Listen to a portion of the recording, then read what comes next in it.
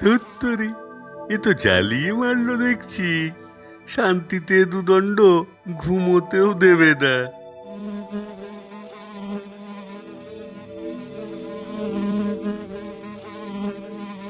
ওরে বাপু মাছি, আমার টাকে কি মধু ঢেলে রেখেছি নাকি হে, যে বসবার এত শখ?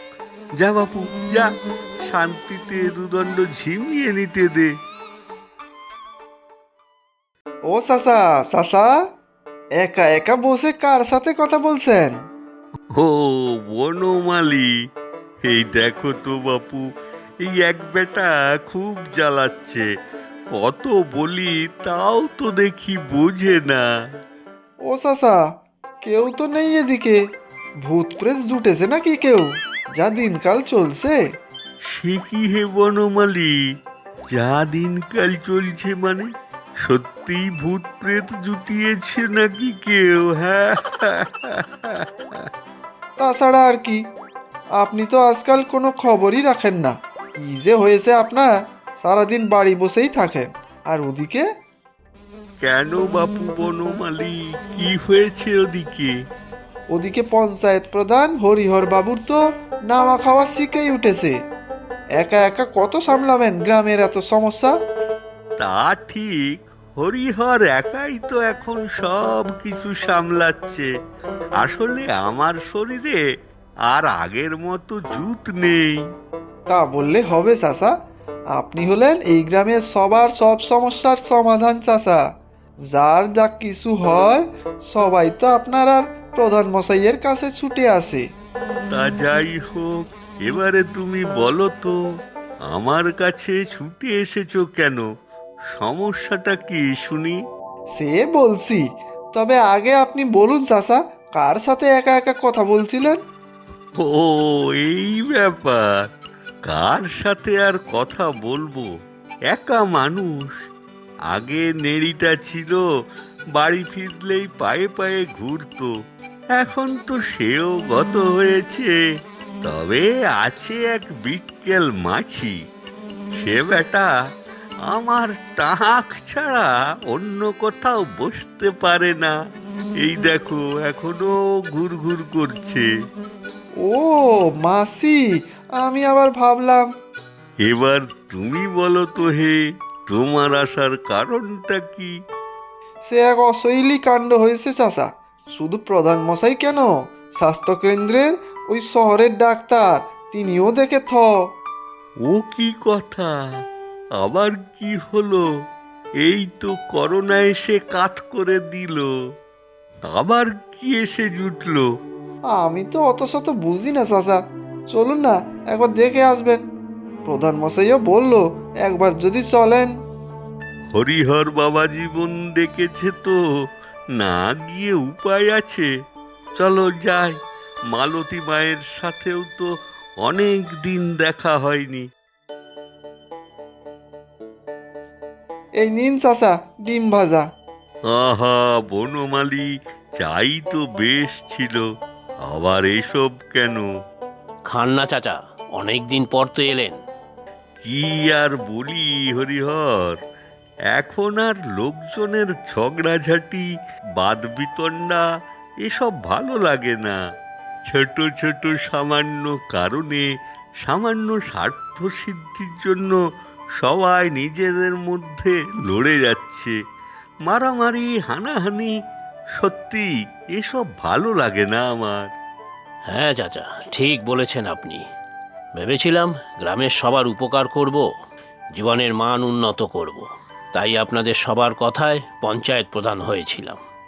এখন দেখি সবাই আসে শুধু ঝগড়াঝাটির মীমাংসা করতে। সত্যি বাপু, পঞ্চায়েত অফিস তো আর থানা পুলিশ নয়। তা যাই হোক, কি হয়েছে বলো তো? এত উতলা লাগছে কেন তোমাকে? হ্যাঁ, যা হয়েছে সত্যিই আশ্চর্যের। বুদ্ধিতে যার ব্যাখ্যা খুঁজে পাচ্ছি না। হ্যাঁ, বনমালী বলছিল বটে, ডাক্তারও নাকি ফেল করেছে। কার কি হয়েছে বলো তো? আর বলবেন না, ঘোষপাড়ার ওই রবি ঘোষ, বিপত্নিক, যার ছেলেটা বিদেশে থাকে, কী সব ব্যবসা করে। বুঝেছি, রবি ঘোষ। মোটা মানুষ তো, গোলগাল। হ্যাঁ হ্যাঁ, ছেলেটা ফিরল কাল সকালে, তা বেশ বছরখানেক পরে। আর এদিকে আজ সকালে হুলস্থুল কাণ্ড। কেন, কিছু হয়েছে ছেলেটার? না না, তাকে ঘুম ভেঙে সকালে বাড়ির কাজের লোক দেখে তার মাথা ঘুরে অজ্ঞান। ছেলের বউও চিৎকার করে পাড়া মাথায় তুলল। সর্বনাশ! কি হয়েছে বেচারা রবির? সারা শরীর নীল বর্ণ, চোখগুলো তার মধ্যে যেন বেরিয়ে আসছে, সাক্ষাৎ শয়তানের অনুচর। নীল বর্ণ? আশ্চর্য! রক্তের কিছু গন্ডগোল? সে তো আমিও মনে করেছিলাম রক্তে হয়তো অক্সিজেন কমে গিয়েছে, কিন্তু ডাক্তারবাবুও অবাক, রোগ ধরতে পারছেন না। অনেকগুলো পরীক্ষা করালেন। সে ভালো। কি আছে রিপোর্টে? খারাপ কিছুই নেই, সবই প্রায় স্বাভাবিক। রক্তে সুগার তার বহুদিনের। বেচারা বেশ মোটা, তবে নীল রং হবে কেন? তা তুমি দেখলে ওকে? হ্যাঁ চাচা, দেখেছি। বেশ ভয়ঙ্করই লাগছিল দেখতে। বাড়ির লোক তো চিন্তায় আছে, সে নিজেও ভেঙে পড়েছে একেবারে। গ্রামের লোকেরা সবাই আতঙ্কিত, যে যার মতো করে হাবিজাবি রটাচ্ছে। বুঝেছি, ভূত প্রেত জিন এসব ভাবছে নিশ্চয়। শহরের ডাক্তার, সেও যখন বুঝলো না। কিন্তু চাচা, ভূত প্রেত বলে তো কিছু হয় না। সে ঠিক, সবই মানুষের ধারণা। মনে ভয় থাকলে মানুষ মন থেকে দুর্বল হয়, তখন মাথায় এসব আসে। তাহলে রবি ঘোষের যা হলো, মানে ডাক্তারও তো কিছুই বলতে পারছে না। সে অনেক কিছুই থাকতে পারে, যার হয়তো আমাদের বুদ্ধি দিয়ে সেই মুহূর্তে ব্যাখ্যা দেওয়া যায় না। তবে মানুষের জ্ঞান তো বেড়েই চলেছে, তাই আজ ব্যাখ্যা না থাকলেও কাল যে থাকবে না তা নয়। আপনি যাবেন চাচা ওদের বাড়ি? আপনার জ্ঞান বুদ্ধি তো সবার থেকে বেশি, যদি কিছু সমাধান পাওয়া যায়। হ্যাঁ, আমার নাম যখন তোমরা সমাধান চাচা দিয়েছ, তখন সমস্যা এলে তার সমাধান না করে যাই কোথায়? সেই তো চাই, চলুন তাহলে। হ্যাঁ, রবি ঘোষের বাড়িতে যাব। তার আগে একবার স্বাস্থ্য কেন্দ্রে চলো, ডাক্তারবাবুর সাথে একটু আলাপ করে নেই। আমার এত বছরের ডাক্তারি জীবনে এরকম তো আগে দেখিনি। শরীরের কিছু কিছু জায়গা নীল হয়ে যেতেই পারে, তবে এই কেসের এত গভীর নীল রং, বিশেষ করে হাতে, মুখে, পায়ে। বটে, তা কি মনে হচ্ছে আপনার? জটিল কোনো রোগ? রক্ত ঘটিত কিছু নয়, রিপোর্ট তো ভালো। কোনো স্কিনের ইস্যু হতে পারে, ছোঁয়াচে রোগ কিনা বুঝতে পারছি না। বিরল রোগও তো হয় অনেকের। ছোঁয়াচে? বাড়ির আরো কারো তো হতে পারে তাহলে। আমার তো একটু ডাউট হয়েছিল, তাই এখানে সবাইকে ছুতে বারণ করেছিলাম। তবে ওনার শারীরিক অবস্থা বেশ স্থিতিশীল। ও, তাহলে শুধু সমস্যা হলো নীলবর্ণ, কি তাই তো? হ্যাঁ, আপাতত তো তাই মনে হচ্ছে। শহরে রিপোর্ট পাঠিয়েছি, স্কিনের ডাক্তারদের সাথে ফোনেও কথা বলেছি। এখানে তো বেশি কিছু পরীক্ষা করার উপায় নেই, প্রয়োজনে শহরে পাঠাতে হবে। রিপোর্ট এলে আমি আপনাকে ফোন করে দেব।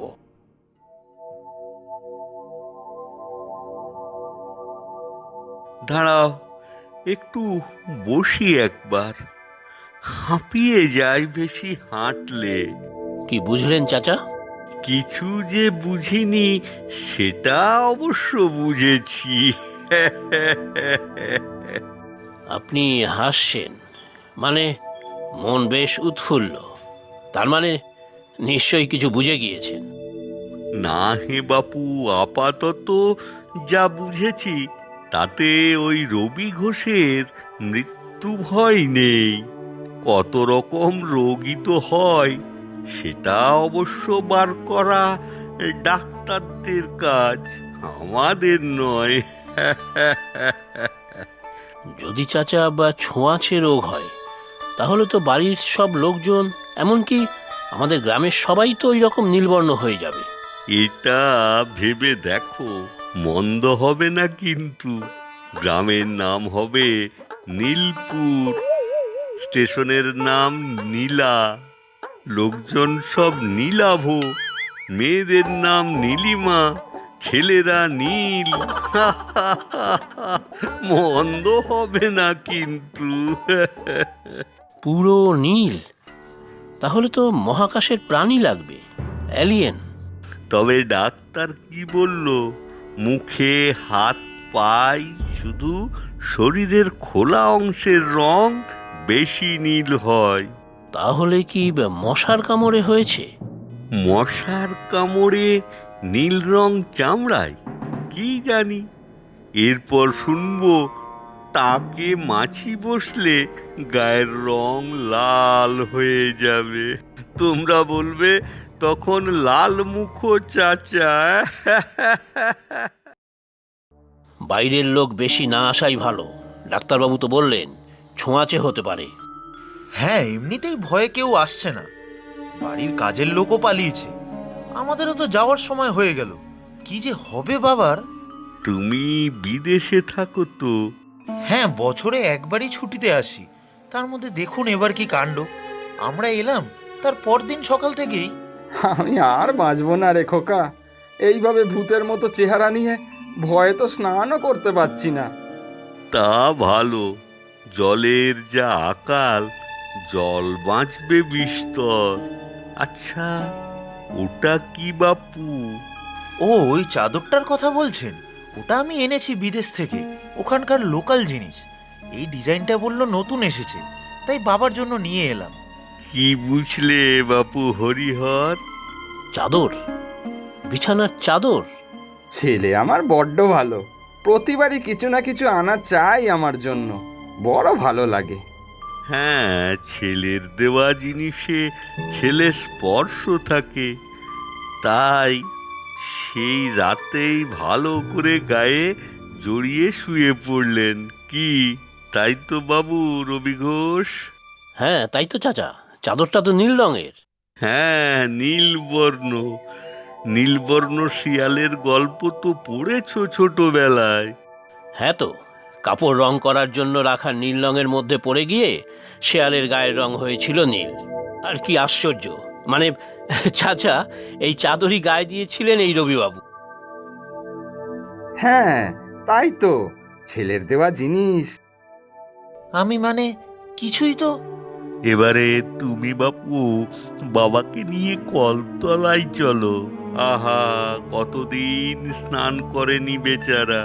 হ্যাঁ, গায়ে জল ঢাললে যদি কিছু হয়ে যায়? সেটাই তো চাইছি আমি, যাতে কিছু হোক, যাতে দুধ কা দুধ, পানি কা পানি।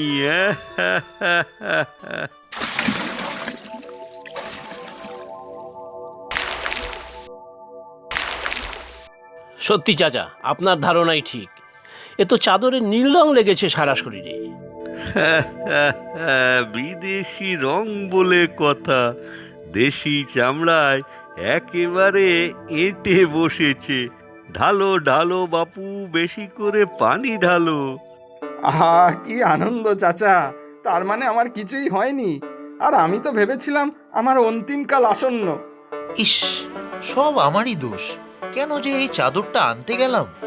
সে তো বাপু কম দামে চাদর কিনেছো বলে এটা হলো, বলে না সস্তার তিন অবস্থা। আমাকে ক্ষমা করে দাও বাবা, আমি সস্তার জিনিস এনেছি তোমার জন্য। আরে না না, ছেলে যা দেবে তাই বাবার কাছে অনেক রে। সস্তা দামি বলে কিছু হয় না রে, যা দিবি তাই অমূল্য আমার কাছে। ফোন এসেছে ডাক্তারবাবুর। হ্যাঁ, তুলে দেখো তো বাপু। কি বলেন উনি? হ্যালো ডাক্তারবাবু, বলুন। রিপোর্টে কিছু নেই। বাইরের থেকে রং লেগেছে বলছেন। ভয়ের কিছু নেই। হ্যাঁ, আমরা জানি। কিভাবে? এই তো সমাধান চাচা ওনার ছেলের দেওয়া একটা চাদর দেখেই ধরে ফেললেন যে ওটা চাদর থেকে রং উঠে ওনার গায়ে লেগেছে। গায়ে মাথায় দিয়ে শুয়েছিলেন তো সেই রাতে। হ্যাঁ, এটা আমরা সবাই জানি। উনি তো তাই সবার সমাধান চাচা। আচ্ছা, রাখছি। ধন্যবাদ ডাক্তারবাবু। ও, তা কি বললেন ডাক্তারবাবু? ওই একই কথা, রং লেগেছে বাইরের থেকে, শরীরের ভেতরে কোনো অসুবিধা নেই। আর আপনাকে একটা কথা বলেছে। আমাকে? তা কি বললেন শুনি? জিনিয়াস, আপনি একটা জিনিয়াস। প্রচুর সঠিক উত্তরদাতাদের মধ্যে থেকে আমরা বেছে নিয়েছি 10 জনের নাম। গল্পের নাম কচুপাতায় চিংড়ি।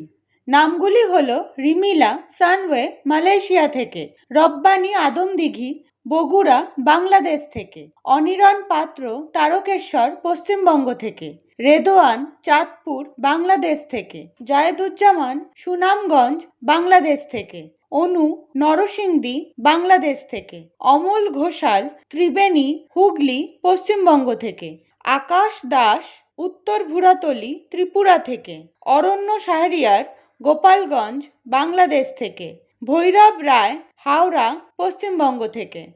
আজকের প্রশ্ন, রবি ঘোষের গায়ের রং নীল কেন হয়েছিল? তোমরা প্রশ্নের উত্তরের সাথে নিজের নাম আর কোথায় থাকো সেটাও লিখে জানাবে কিন্তু।